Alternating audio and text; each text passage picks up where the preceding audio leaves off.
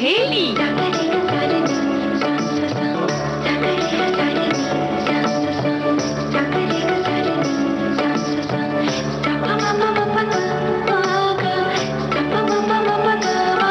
सखी सहेली।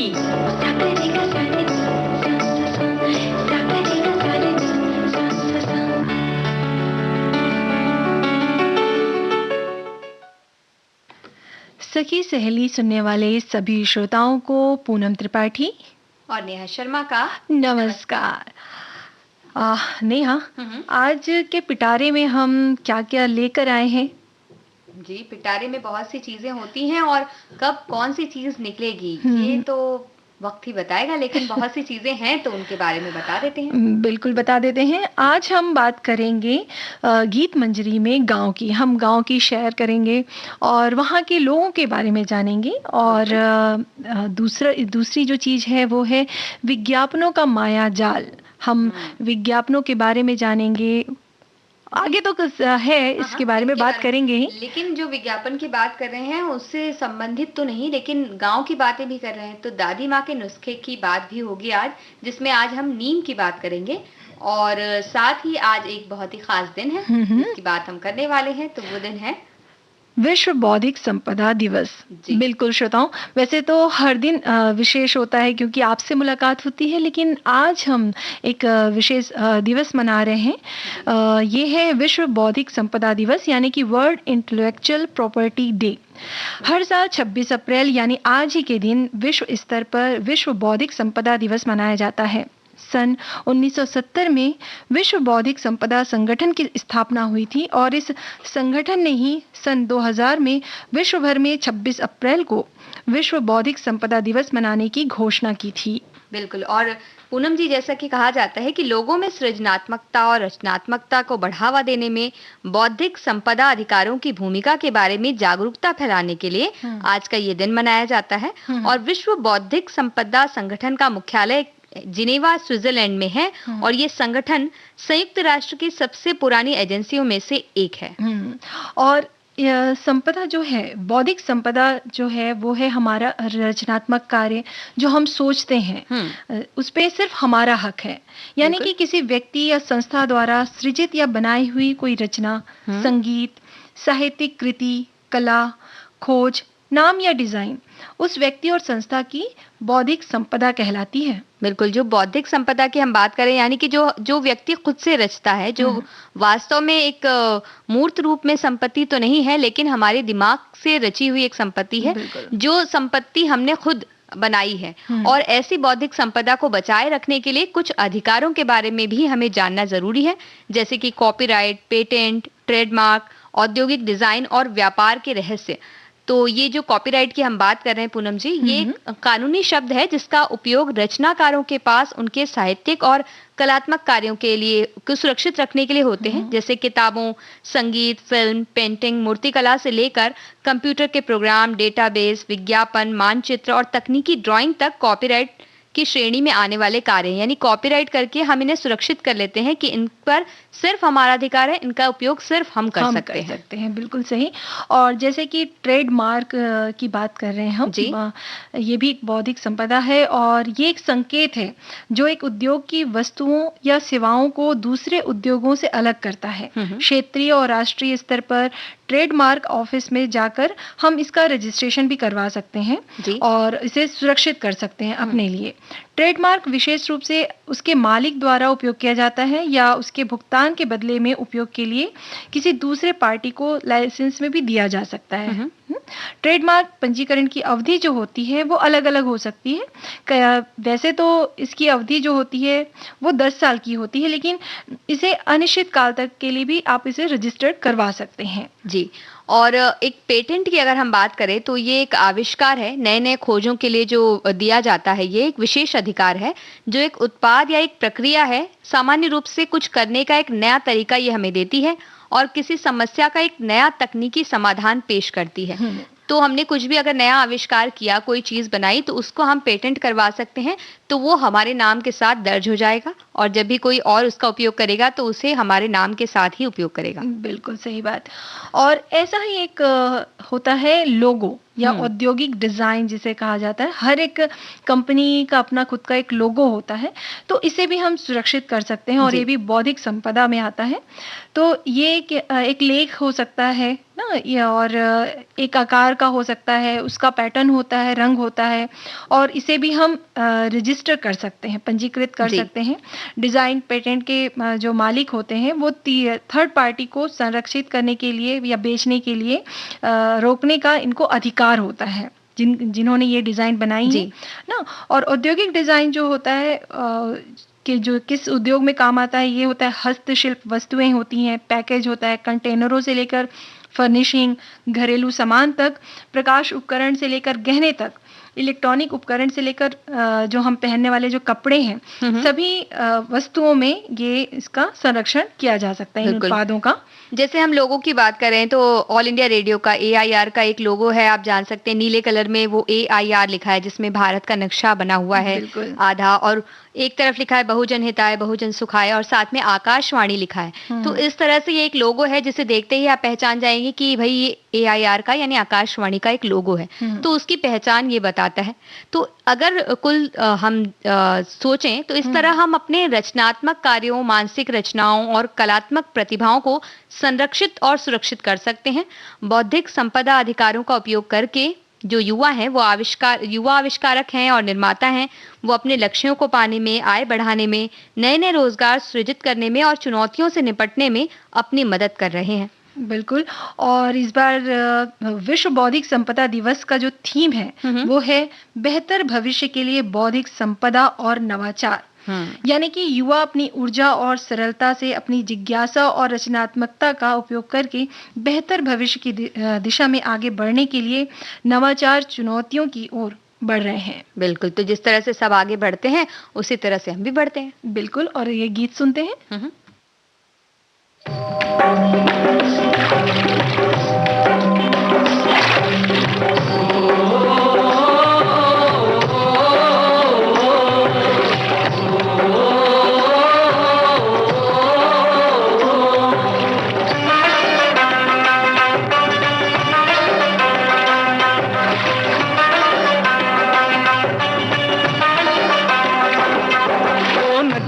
चले चले रे धारा,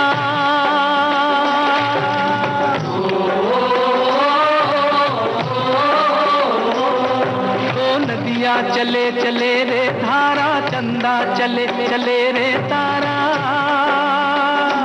तुझको चलना होगा, तुझको चलना होगा, तुझको चलना होगा, तुझको चलना होगा।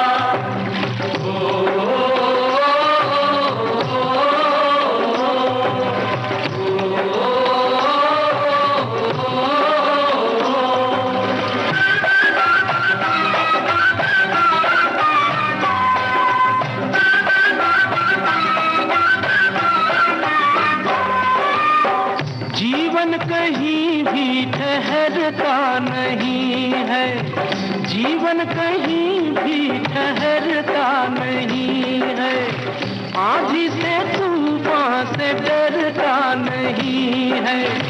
तू न चलेगा तो चल देंगी राहें,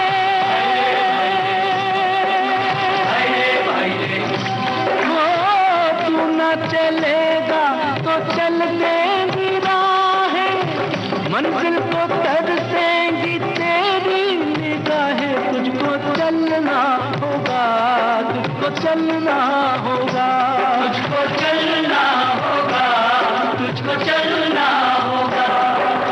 ओ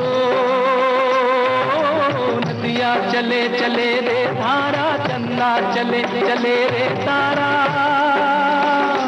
तुझको चलना होगा, तुझको चलना होगा, तुझको चलना होगा, तुझको चलना होगा।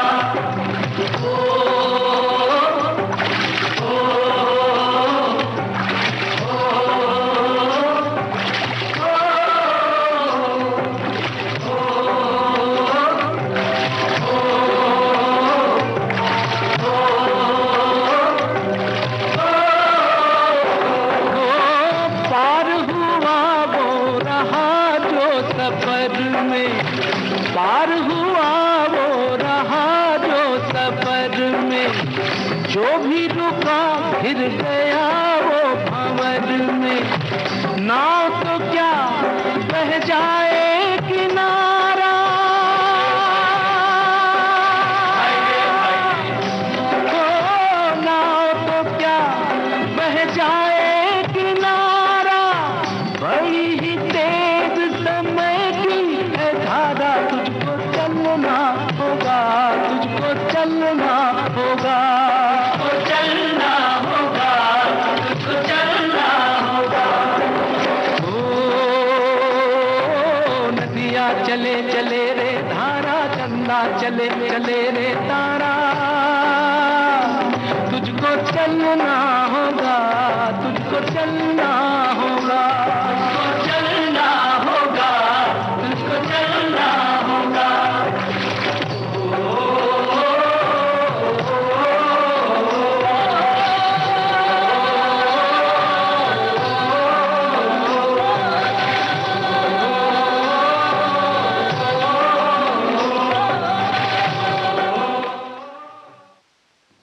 तो पूनम जी, हम्म, हम जिस तरह से ये बातें कर रहे हैं कि क्या करना चाहिए, क्या नहीं, बौद्धिक संपदा की बातें कर रहे हैं और साथ ही गांव भी जाने ही वाले हैं, बिल्कुल। नीम की बातें भी करने वाले सभी श्रोता और जो सखियां हैं वो बहुत आनंद भी ले रही हैं और साथ ही साथ विषय में बड़ी उनकी रुचि है। बहुत से कमेंट्स हमें आ रहे हैं अलग अलग तरह के, तो उन्हें तो हम शामिल करेंगे ही, बिल्कुल।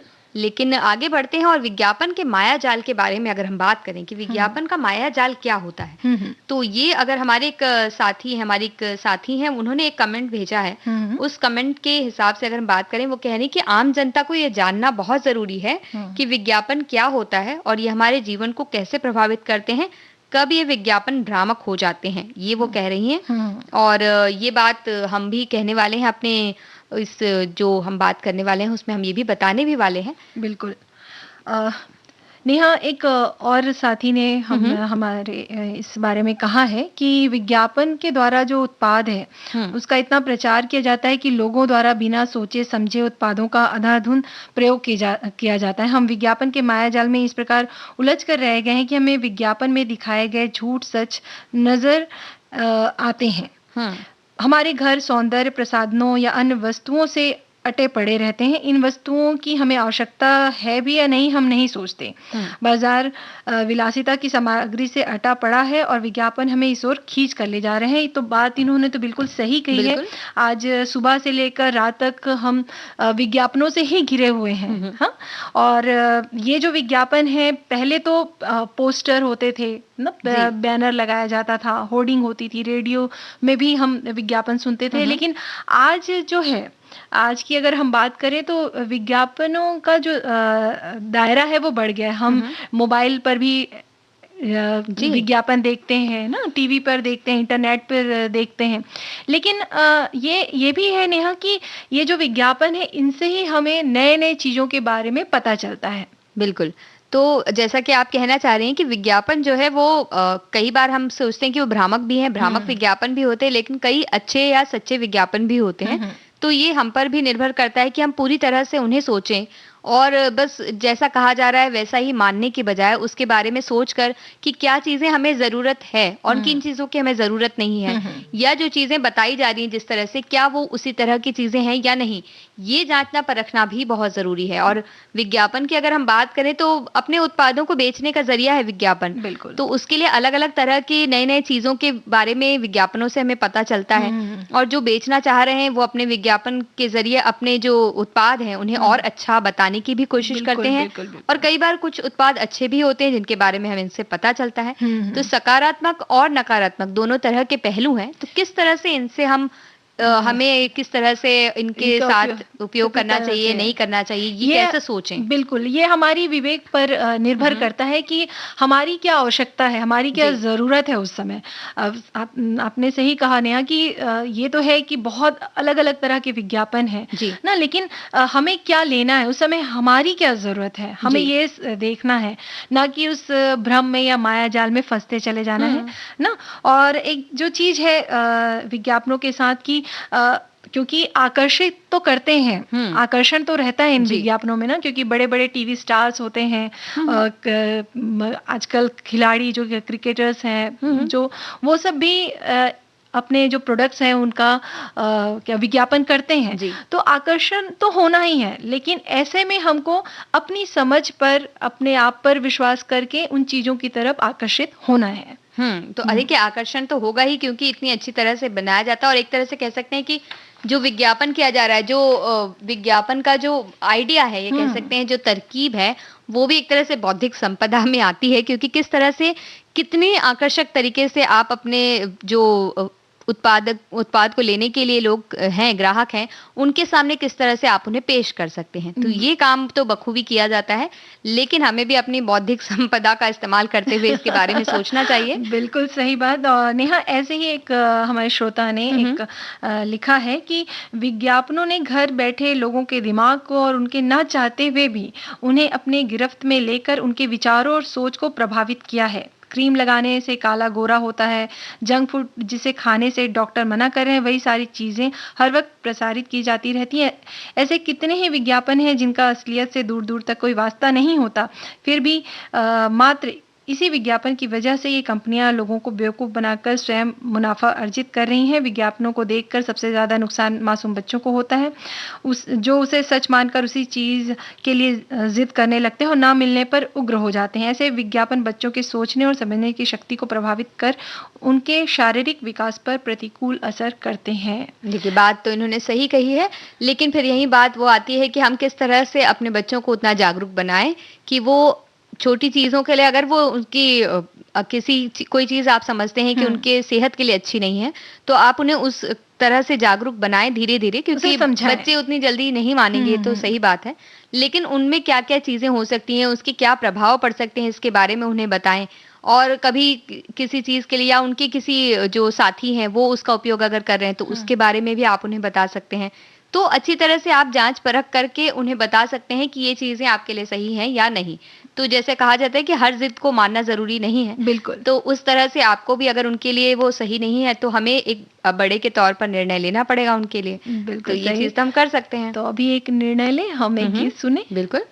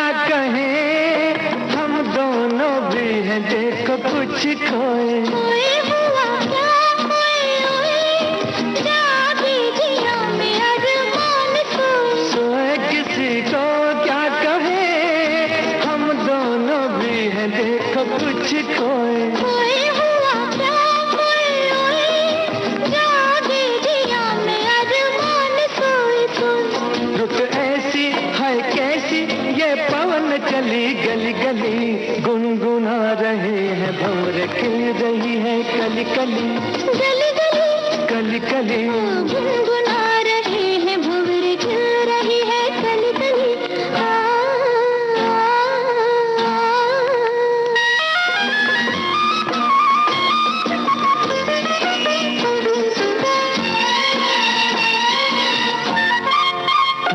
सुनो पासना गली के बहाने प्यार ना जताओ जाओ चलो बात ना बनाओ भंवरे के बहाने आंख ना लड़ाओ जाओ सुनो पासना गली के बहाने प्यार ना जताओ जाओ चलो बात ना बनाओ भंवरे के बहाने आंख ना लड़ाओ जाओ ऐसी है कैसी ये पवन चली गली गली गुनगुना रहे हैं भंवरे खिल रही है कली कली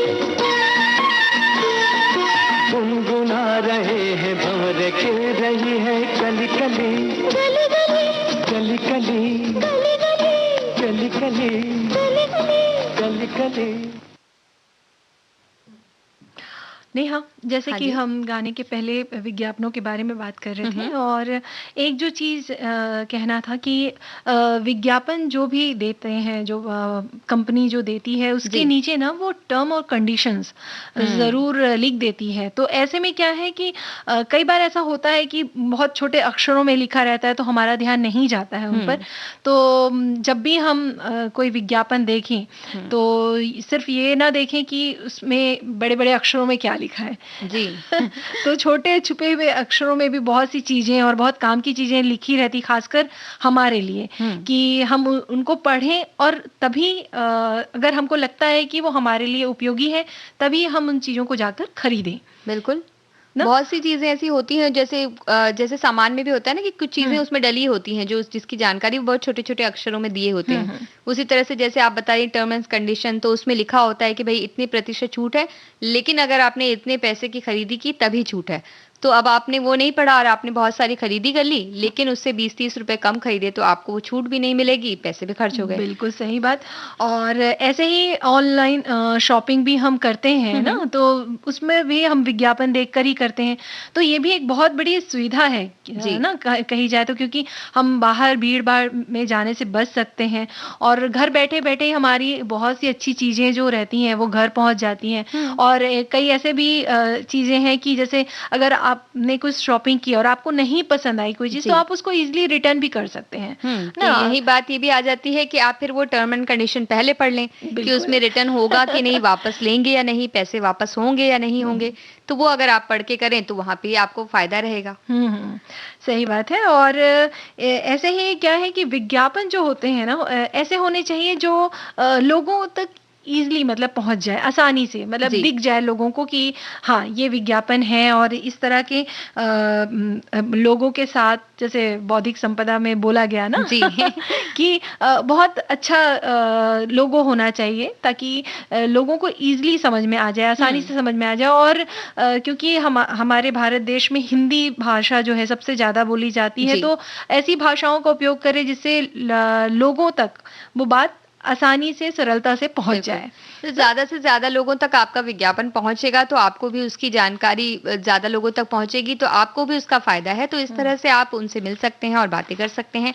वहीं अगर हम सामाजिक, राजनीतिक और ऐतिहासिक या आर्थिक विज्ञापनों की बारे में बात करें तो उसमें भी देश के विचारों, उसकी संस्कृति और उसके विकास में उनसे सहायता मिलती है। बिल्कुल। और अगर कई बार सरकारी योजनाओं, सरकारी जो काम-काज होते हैं उनके बारे में भी जानकारी मिलती है विज्ञापनों से, तो वो भी हम ले सकते हैं। और विज्ञापन ऐसे हों जिससे जो आपका ग्राहक है वो आपसे खुश हो और लोगों तक और आपकी बातें पहुँचाए। बिल्कुल। और हम भी अपने दिल की बात सुनते हैं और एक गीत सुना दें? बिल्कुल।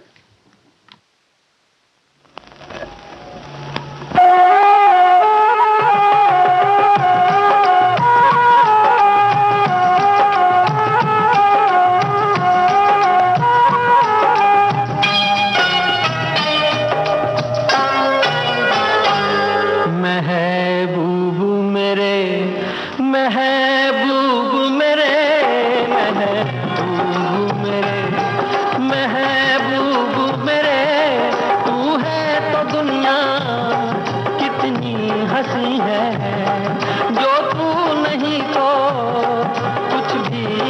नहीं है। महबूब मेरे, महबूब मेरे, महबूब मेरे, महबूब मेरे, तू है तो दुनिया कितनी हंसी है, जो तू नहीं तो कुछ भी नहीं है। महबूब मेरे।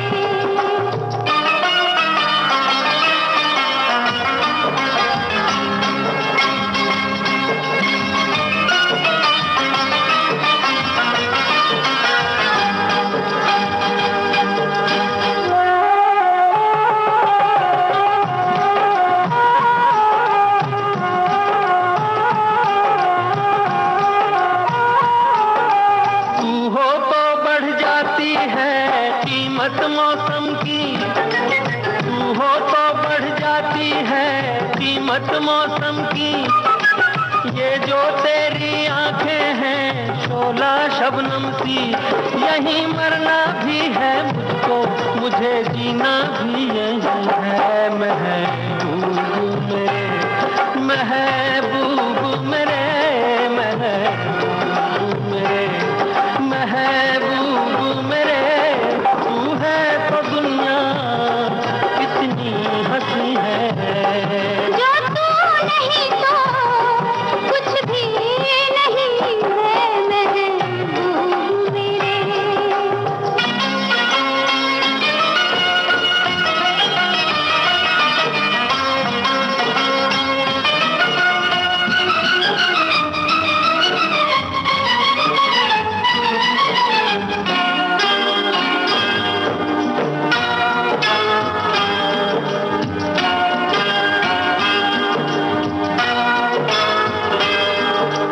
हर माँ किसी को जन्नत की रंगी गलियों का, हर माँ किसी को जन्नत की रंगी गलियों का। मुझको तेरा दामन है बिस्तर कलियों का, जहाँ पर है तेरी बाहें मेरी जन्नत भी वही है। महबूब मेरे, महबूब मेरे, महबूब मेरे, महबूब मेरे, तू है तो दुनिया कितनी हंसी है। जो तू नहीं तो कुछ भी नहीं है। महबूब मेरे। सगी सहेली कार्यक्रम में अब वक्त हो चला है एक छोटे से अंतराल का।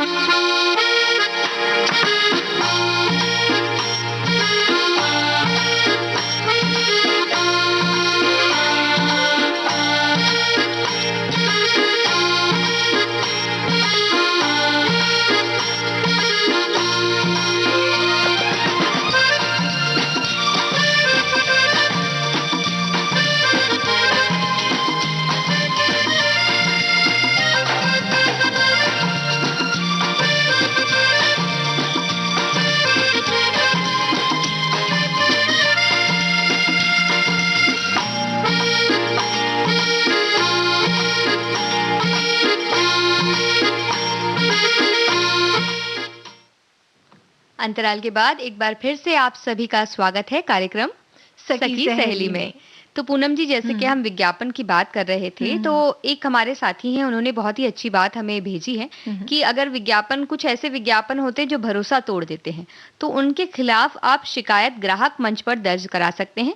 आजकल विज्ञापन ऑनलाइन बड़े पैमाने पर उसका प्रचार प्रसार हो गया और हमें सतर्क रहना है कि कहीं किसी विज्ञापन में दी गई जानकारी पर विश्वास रखकर हम अपनी निजी जानकारी न दें, क्योंकि धोखाधड़ी हो सकती है इससे।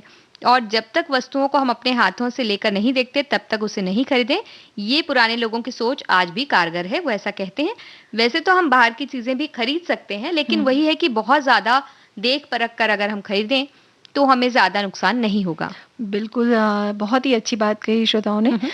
वाक़ई और इसके लिए कंज़्यूमर फ़ोरम करके एक जगह है जहाँ पर हम अपनी शिकायत दर्ज करा सकते हैं और जो कंपनी है उसके खिलाफ बिल्कुल बोल सकते हैं ना। जी, और सूचना और प्रसारण मंत्रालय की ओर से भी अलग-अलग समय पर आप जब विज्ञापन देखते हैं उसके नीचे भी एक पट्टी की तरह चलती रहती है जिसमें जानकारी होती है कि आप कोई विज्ञापन आपको भ्रामक लगता है तो आप उसकी जानकारी दे सकते हैं, उन्हें सूचना दे सकते हैं, अपने नाम के साथ आप भेज सकते हैं उन्हें, मेल भेजने की भी सुविधा होती है, फ़ोन नंबर भी होते हैं, तो वो भी आप कर सकते हैं, तो उससे फिर वो उन पर एक्शन लेते हैं। हाँ, और नेहा ये तो हो गई बात विज्ञापनों की और अब आगे हम बढ़े गाँव की तरफ। बिल्कुल, गाँव की तरफ हमारा तो बिस्तर भी तैयार है, सब पैक-वैक हो गया है, अब हम चलते हैं गाँव। बिल्कुल।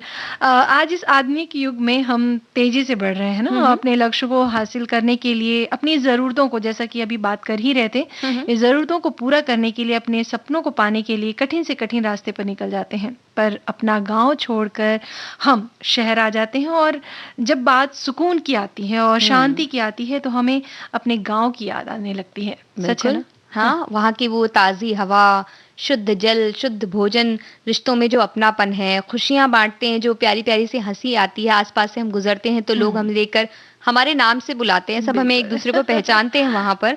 और अपनों के लिए जो प्यार होता है, ये सारी चीज़ें अगर हम देखें, तो गाँव में जिस तरह से देखने मिलती है, वो बातें शहर में हमें खलती हैं। बिल्कुल, सही कहा। शहर की हलचल से दूर यहाँ मन को आराम है। शहर की हलचल से दूर यहाँ मन को आराम है। घर तो अपना गाँव में ही है, शहर में तो बस मकान है। बिल्कुल, क्या अच्छी बात आपने कही।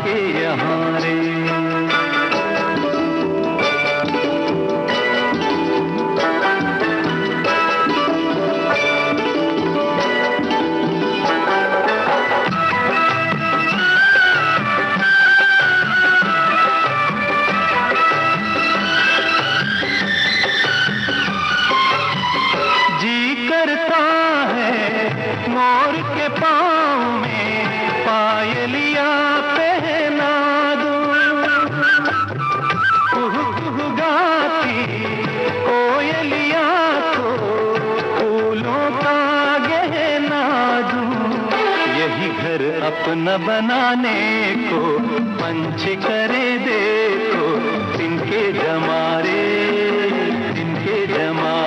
गोरी तेरा गाँव बड़ा प्यारा, मैं तो गया मारा, आके यहाँ रे, आके यहाँ रे।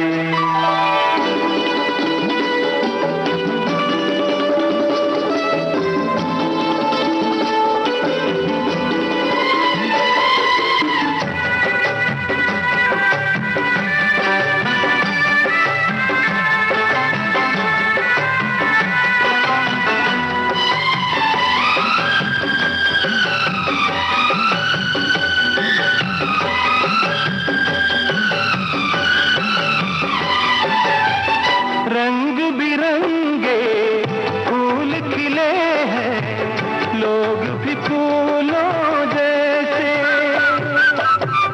आ जाए एक बार यहाँ जो जाएगा फिर कैसे। झर झर झरते हुए झरने मन को लगे हरने, ऐसा कहाँ रे, ऐसा कहाँ रे, उस पर रूप तेरा सादा, चंद्रमा जो आधा, आधा जवारे, आधा जवारे।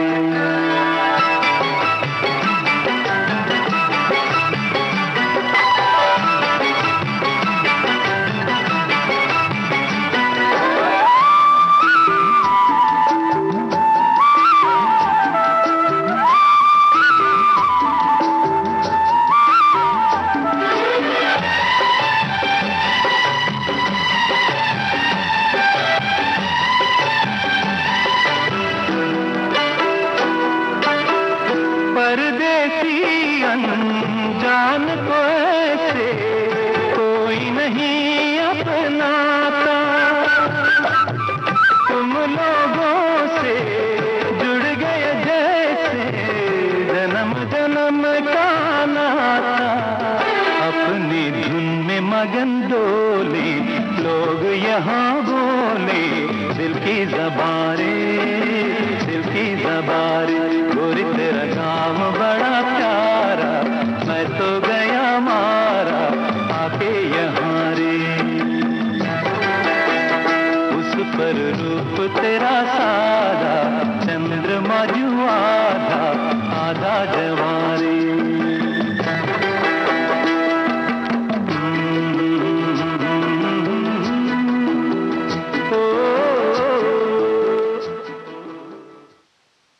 वाकई गाँव की जो सादगी है, जो अपनापन है ना, वो कहीं देखने नहीं मिलती ना। बिल्कुल। वो उनका जो जीवन होता है वो बहुत ही सरल और सादगी से भरा होता है ना। चमक धमक, तड़क भड़क चीजें, पहनावे, यहाँ के लोग जो ना इन सब चीजों से दूर रहते हैं। या ये कहें कि बाहरी जो आडंबर होता है, बनावटी जीवन से उन्हें कोई लेना देना नहीं होता। क्या फैशन चल रहा है, क्या साज सज्जा है, आर्टिफिशियल श्रृंगार, इन सब बातों की उनको जानकारी बोले कम ही होती है जी ना। और वो इन चीजों पर अपना पैसा वेस्ट भी नहीं करते ना। साधारण पहनावे और प्राकृतिक सुंदरता से ही वो सबका मन मोह लेते हैं। बिल्कुल। और जिस तरह से उनका पहनावा होता है पूनम जी, साधारण हो लेकिन फिर भी उनका जो मन है वो बहुत सरल, छल रहित होता है, विनम्र होते हैं, प्रेम से भरा हुआ उनका व्यवहार होता है। और गांव के लोग जो होते हैं वो अपनी संस्कृति और सभ्यता से जुड़े होते हैं, ये कहें मिट्टी से जुड़े होते हैं। पारंपरिक पहनावे और आभूषणों को पहनना पसंद करते हैं, और इसी तरह खाने पीने की चीजों में भी वो अपनी ही तरह के भोजन पसंद करते हैं। अलग अलग तरह के बहुत ज्यादा प्रयोग वो नहीं करते, लेकिन जो वो खाते हैं वो अपने आप में इतना स्वादिष्ट होता है कि दूसरी तरफ जाने की जरूरत भी नहीं होती। लेकिन उनके भोजन की जो शुद्धता है, वही कह रहे हैं ना कि बहुत अच्छी होती है। और गांव में आज भी चूल्हे पर मिट्टी के बर्तनों में खाना बनाया जाता है, जिस ओर हम वापस बढ़ रहे हैं। कहते हैं कि सब छोड़िए, मिट्टी के बर्तनों में खाना बनाइए। वहां तो हमेशा से ये सादगी भरा चीज चल रही है। और इस खाने की बात की जाए तो बस बहुत ही अलग होता है, बहुत ही अलग स्वादिष्ट होता है। और ऐसे ही इसी के कारण शायद उनके खाने की जो सुगंध होती है, जो स्वाद होता है, वो अलग ही होता है ना नेहा। बिल्कुल।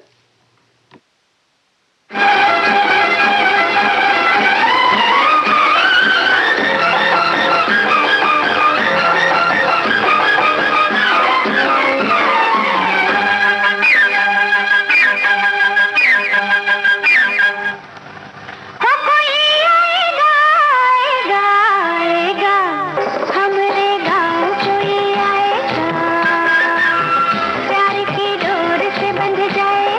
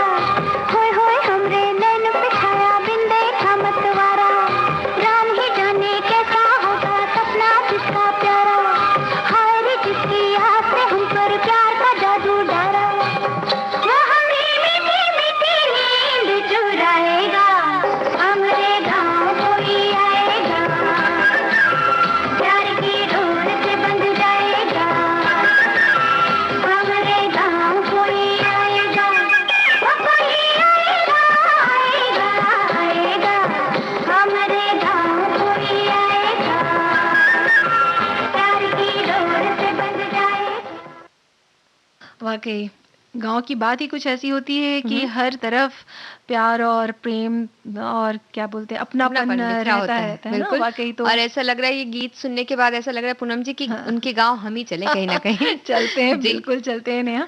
वाक़ई ऐसे कहा जाता है कि गाँव की जो जनसंख्या होती है वो कम होती है, हुँ, हुँ। इसीलिए गाँव को गाँव कहते हैं, मतलब उसका आकार छोटा है, कम लोग रहते हैं, जी। लेकिन उनके दिल बहुत बड़े होते हैं ना। हुँ। लोगों में आपसी घनिष्ठ संबंध होते हैं, वो एक-दूसरे के लिए बहुत सहयोग की भावना रखते हैं, जी। ना? सारे गाँव की भलाई की बात सोचते हैं, जैसे बहुत बड़ी-बड़ी समस्याएँ आती हैं, बाढ़, अकाल, उनमें वो एक साथ मिलकर इसका मुकाबला करते हैं, ना?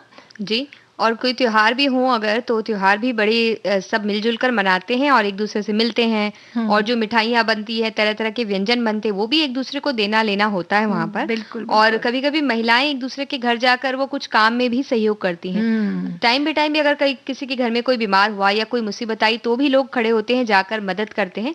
घर के लोग ना भी हों, परिवार के हुँ। सदस्य ना भी हों, तो वो गाँव के लोगों के भरोसे अपने परिवार को छोड़कर जा सकते हैं बिल्कुल और सही ये बात है। सारी चीज़ें होती हैं।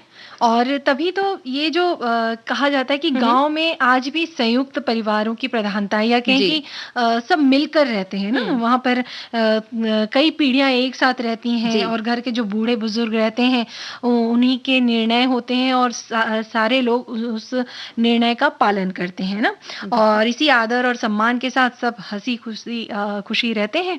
और इसी तरह देखा जाए नेहा तो हुँ, हुँ। गाँव के खेल भी ना निराले होते हैं, ना बिल्कुल। बहुत ही अलग होते हैं। शहरों में तो मोबाइल और वीडियो गेम वगैरह हम हुँ। खेलते हैं, लेकिन गाँव के जो खेल होते हैं ना, जैसे कि तुम्हें भी याद होगा ना, जी। जो गाँव गई होगी तो तुमने भी बिल्कुल। खेला होगा गिल्ली डंडा, छुपाई, हुँ। कंचा और कई और तरह के होते हैं क्या जैसे लंगड़ी खेलते हैं हम हाँ, और हाँ। छुपन-छुपाई में तो किसी और के घर जाकर छुप जाते हैं और फिर कोई खोज ही नहीं पाया तो उनके घर बैठ के खाना-वाना खा रहे हैं, कुछ पता नहीं रहता है। बिल्कुल, गाँव बिल्कुल। में समय भी हम उस तरह से बिताते हैं और बारिश का अगर मौसम हो तो नाव चलाते हैं कागज़ की बनाकर, तो एक-दूसरे हुँ, से हम सीखते हैं बहुत कुछ, बहुत कुछ मिल के सीखते रहना हैं। सीखते हैं, बिल्कुल, बाँटना सीखते बिल्कुल। हैं अपनी चीज़ें। बिल्कुल, और ये जो सारे खेल है ना नेहा, ये हुँ, हम हुँ।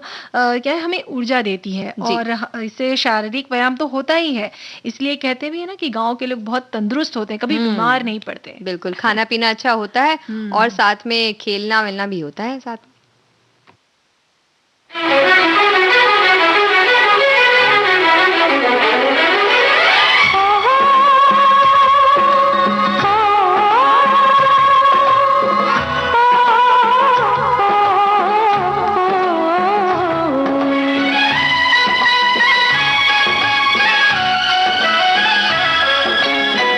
ले तो आए हो हमें सपनों के गाँव में, ले तो आए हो हमें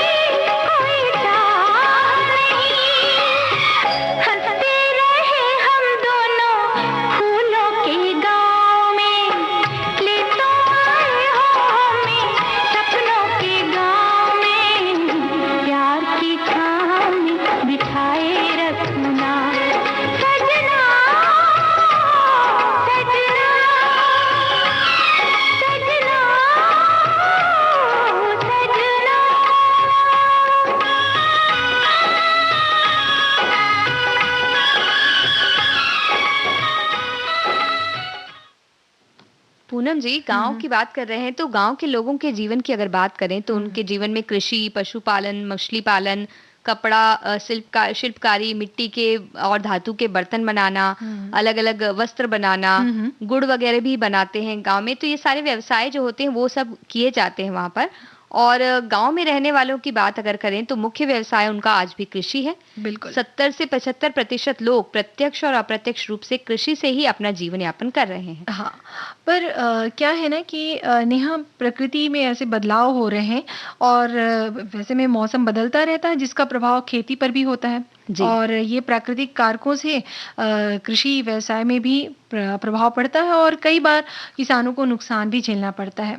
पर ये किसान पूरी लगन और मेहनत के साथ अपने कामों में लगे रहते हैं और अपने राष्ट्र और अपने समाज की उन्नति में अपना योगदान देते रहते हैं। बिल्कुल, बहुत अच्छी बात आपने कही पूनम जी। और हमारे साथी भी गाँव के बारे में कुछ लिख भेजे हैं। वो कहते हैं कि मेरा गाँव खेतों से सटे रास्तों पर होने की वजह से और जल वितरण की बढ़िया उपलब्धि की वजह से हर तरफ यहाँ हरियाली रहती है, ऐसा वो कह रहे हैं। और आगे वो कहते हैं कि घर के चारों तरफ हरियाली और कम संसाधनों की वजह से ज्यादा शोर भी नहीं होता है। सुबह शाम पंछी की आवाजें और मेहनतकश लोग और उनके अपनेपन से हमें अच्छा लगता है। बड़े बुजुर्गों से मिलकर भी बहुत अच्छा लगता है। क्या बात है नेहा।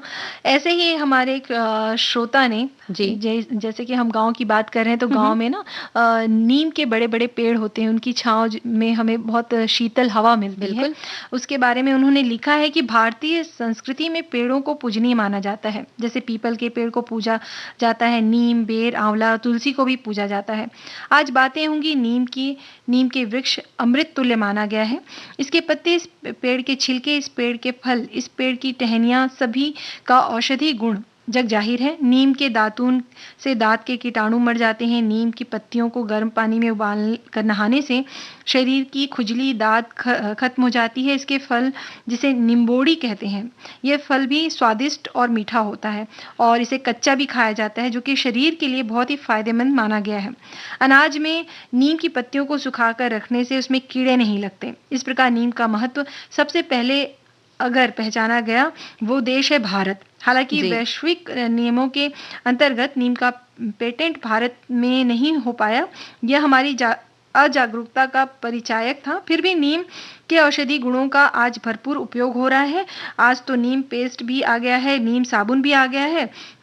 तो ये तो अच्छी बात इन्होंने कही। नीम, देखिए गांव की बात होती है, गांव के बड़े बुजुर्गों की बात होती है। बड़े बुजुर्ग हमें सिखाते हैं कि किस तरह से पौधों का हमें उपयोग करना चाहिए, क्या औषधीय गुण है उसके अंतर्गत। तभी तो हम दादी माँ के नुस्खे की बात करते हैं। और नीम के बारे में जो हमारे साथी ने इतनी अच्छी तरह से बताया है, नीम में बहुत सारे गुण होते हैं, ये तो हम सभी जानते हैं। और नीम को सर्व रोग निवारणी कहते हैं, मतलब सभी बीमारियों का इलाज नीम में होता है। नीम को आयुर्वेद में शक्तिशाली जड़ी बूटी मानते हैं, जिससे अनेक स्वास्थ्य लाभ हमें मिलते रहते हैं। तो जैसा कि हमारे साथी ने कहा कि नीम के वृक्ष के हर हिस्से का उपयोग हम कर सकते हैं स्वास्थ्य के लिए, और ये बहुत अच्छा है। और इसके बारे में और भी बातें हम करें, उससे पहले एक छोटा सा गीत सुन लेते हैं। बिल्कुल।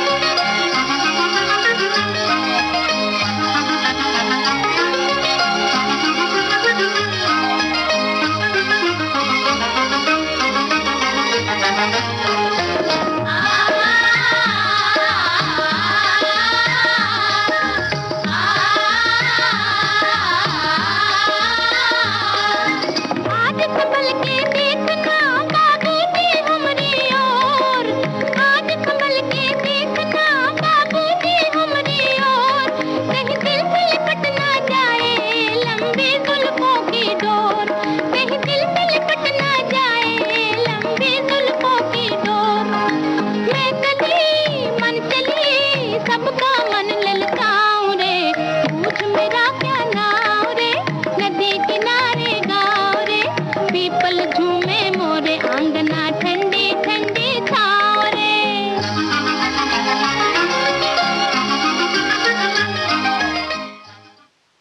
जी, और पूनम जी, जैसे कि नीम की बात होती है, इसके पत्ते कीटनाशक होते हैं, अनाज में कपड़ों के बीच उसे रख सकते हैं, इसको अगर नीम के तेल का दिया जलाते हैं तो उससे मच्छर भाग जाते हैं और बहुत सी बीमारियां जो होती हैं वो हमें नहीं होती। और इसके पाउडर को अगर दुगुना मात्रा में सेंधा नमक से मिलाएं और मंजन करें तो पायरिया में लाभ होता है, मुंह की दुर्गंध ठीक होती। ये सारी बातें हमारी एक साथी ने हमें लिख भेजी है। और ऐसी ही एक हमारे श्रोता ने बात कही है कि अनेक औषधि गुणों से युक्त नीम एक ऐसा पेड़ है जिसका हर हिस्सा उपयोगी है। नीम के पत्तों का उपयोग कुष्ठ रोग के लिए किया जाता है। इसके इस्तेमाल से नेत्र विकार, नक्सीर, आंतों के कीड़े, पेट की खराबी, भूख न लगना, त्वचा के अल्सर, हृदय और रक्त वाहिकाओं के रोगों मतलब हृदय रोग, बुखार, मधुमेह, मसूड़ों की बीमारी और जिगर के रोग ठीक हो जाते हैं।